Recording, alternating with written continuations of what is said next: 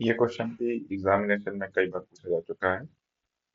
इसमें common mistake होती है, वो अपन लोग आखिरी में डिस्कस करेंगे। एक पार्टिकल है जो एक्स डायरेक्शन में मूव कर रहा है और उसका एक्स कोऑर्डिनेट जो है वो इस एक्सप्रेशन से दिया जाता है। और क्वेश्चन में पूछा गया है कि पार्टिकल कितना डिस्टेंस ट्रेवल करता है रेस्ट में आने से पहले। तो रेस्ट में आने से पहले वो कितना डिस्टेंस ट्रेवल कर रहा है ये पता करना है। तो हमें एक्स कोऑर्डिनेट दिया गया है, तो हम क्या करेंगे। रेस्ट का मतलब होता है उसका फाइनल वेलोसिटी जीरो होना। तो पहले इसको डिफरेंशिएट करके अपन वेलोसिटी निकाल लेते हैं। तो वेलोसिटी होता है d by d t of x, और एक्स की जगह पर ये एक्सप्रेशन रखा है। तो जब हमने सॉल्व करा तो v का वैल्यू आया 12 माइनस 3t स्क्वायर। इसको हमने जीरो से इक्वेट कर दिया तो टाइम मिला 2 सेकेंड। मतलब 2 सेकेंड पर पार्टिकल का वेलोसिटी जीरो हो जाता है, मतलब पार्टिकल रेस्ट पर आ जाता है।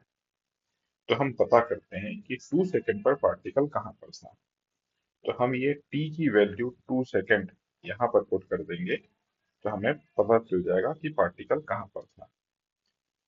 तो हमने t की जगह पर यहाँ पर 2 सेकेंड रखा है, तो हमें x की वैल्यू मिल गई। और हमने x की वैल्यू बोली है x2। x2 का मतलब होता है x कोऑर्डिनेट 2 सेकेंड पर।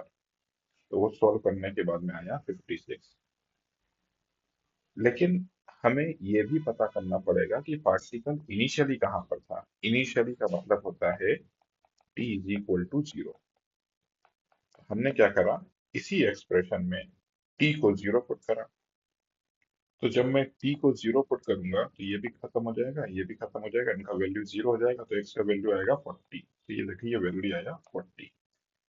इसका सीधा मतलब ये है कि शुरुआत में जो पार्टिकल था t is equal to zero पर, वो 40 मीटर की दूरी पर था।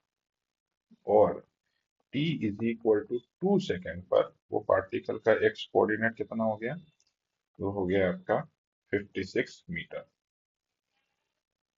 ये देखिए, ये हमने 56 मीटर निकाला हुआ है। और जीरो पर 40 पर था वो। तो उसने जीरो और 2 सेकेंड 2 सेकेंड के बीच में इतना ही डिस्टेंस ट्रेवल करा होगा। अब ये जो डिस्टेंस है that is displacement, it is 56 minus 40। So correct answer should be 16 metre. तो option D is correct. D option में आपका 16 मीटर दिया हुआ है।